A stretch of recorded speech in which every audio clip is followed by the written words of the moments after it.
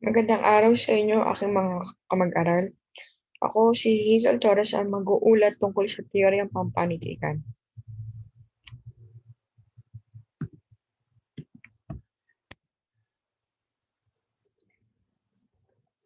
Ang mga sumusunod ang mga teorya ng pampanitikan: moralistiko, formalismo, humanismo, sosyologikal, kalsismo, romantisismo, realismo, marxismo, feminismo, existentialismo, at arketipiko. Ipaliwanag natin kung ano nga ba ang moralistiko. Ang moralistiko ay pinapalalagay na ang akda ay may kapangyarihang maglahad o makapagkayag hindi lamang ng literal na katotohanan, kundi mga panghabang-buhay at universal na mga katotohanan at mga di mapapawing mga pagpapahalaga at kaasalan. Ang sumunod ay formalismo. Ito ay pinagtuunan ng pansin sa mga istruktura o pagkabuo, kabisaan, ng pagkakagamit ng matalinhagang paghahayag.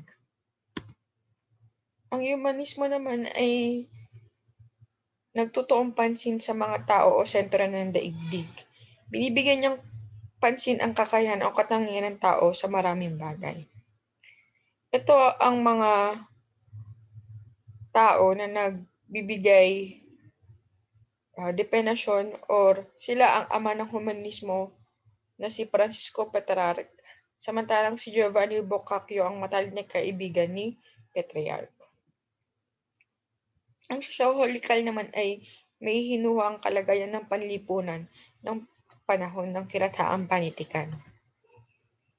Ang sumunod ay klasisismo. Ito ay pinahahalaga ng katwiran at pagsusuri, layon ay katotohanan ng kabutihan at kagandahang malinaw, marangal, payak, matimpi, objektibo, magkakasunod at may kahangganan. Sumunod ay romantisismo. Ang romantisismo ay nagbibigay halaga ng individualisyon, revolusyon, imahinasyon at likas pagtakas mula sa realidad o katotohanan. Nagpapakita ng pagmamahal ng tao sa kanyang kapwa, bayan at iba pa. Sumunod ang realisismo. Ang katotohanang binibigyan diin at may layuning ilahad ang tunay na buhay. Pinapaksa ang kalagayan na nangyayari sa lipunan tulad ng korupsyon, katiwalian, kahirapan at diskriminasyon. Sumunod ay Marxismo. Ang Marxismo ay kinuha sa pangalan ni Karl Marx na siya ang pinapakita nito ang pagtutunggalin ng paglalabanan ng dalawang magkasalungat na pwersa, malakas at mahina, mayaman at mahirap, kapangyarihan at naaapi. Sumunod ay feminismo.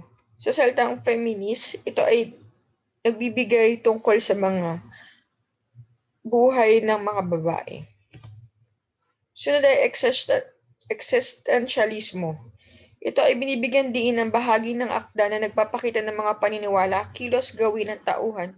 Ang tao ay may malayang pagpapasya para sa kanyang sarili upang mapalutang ang pagiging individual nito at sa gayon ay hindi maikahon sa lipunan.